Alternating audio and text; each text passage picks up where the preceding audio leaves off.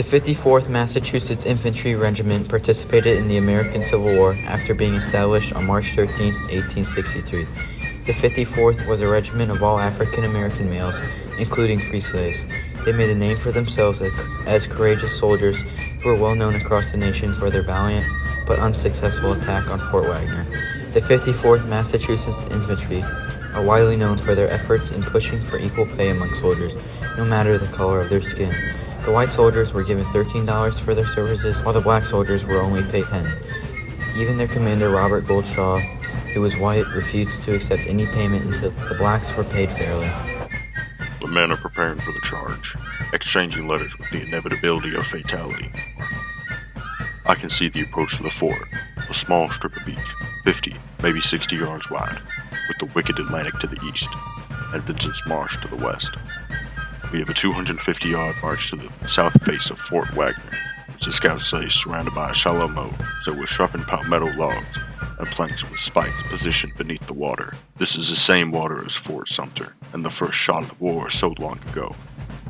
At first, we were just walking, but within 150 yards of the fort, Taliaferro yells, "Fire!" as he crested the flaming parapet. Shaw waved his sword, shouted, "Forward 54th," and then pitched headlong into the sand. The weight of the war hung heavily upon us, but we knew what we were fighting for. We were fighting for something bigger than ourselves. We were fighting for generations to come, and for a world of freedom that is not determined by the color of one's skin. As we marched into battle, the beaches felt endless, and the sand between our boots were pulling us down. Nearing the fort, I could see the faces of Confederate soldiers across the battlefield, their expressions reflecting desperation, as they sought to preserve the hateful institution of slavery. The air was thick, the stench of gunpowder and blood, cannons illuminating the fort in the dusk sky. The losses were substantial, but we pressed forward, inch by inch, through the relentless hail of enemy fire. As we reached the fort, we knew, that night, we made history. We showed that a black man was capable of fighting and laying down their lives for the cause of freedom. Just like the 54th Massachusetts Infantry, the Lowell Mill girls were also fighting for proper wages. The Civil War allowed for more job opportunities. Therefore, minorities such as blacks and women were hired to do work for improper wages. In the early 1800s, the Industrial Revolution was beginning. Within Lowell, Massachusetts, a mill opened.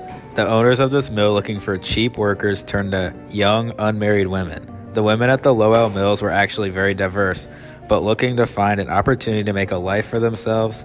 Eventually, the owners took advantage of these women workers, giving them long hours and shorter pay. Entering the mill for the first time, I was ecstatic. I was blessed with a special opportunity to work and make my own wage.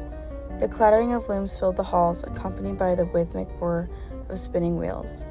The air smelled of damp fibers and machinery oil, a distinct aroma that became both familiar and oppressive over time. The other girls that surrounded me, aged from young to old, big to small.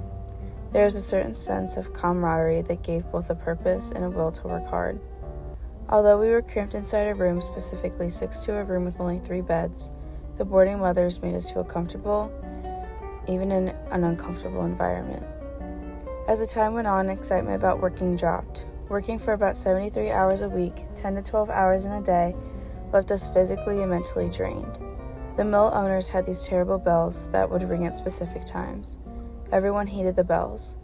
One would ring at 4:30 a.m. for breakfast and another at 5:30 a.m. for breakfast to be over. A third morning bell would ring to send us to work. After about 6 ear-piercing bells, everyone would hold their heads in pain. Eventually, the owners took even more advantage of us. They started talking about cutting low wages even lower, as low as 24 cents of the $2 a week that we were promised. Outroar made its way around the factory as we worked. All we wanted was the opportunity to do something great for ourselves. After thinking back on the recent months, we knew a stand needed to be made. October 1836 wages were officially cut down. Anger spread fast, but we had a plan. At that point, en masse strikes were ignited. The first public speech by a woman was given. This event caused surprise and major consideration among her audience. After a leap of faith with women taking a stand, everyone was on board. Hundreds of women, stood side by side throughout the streets for change.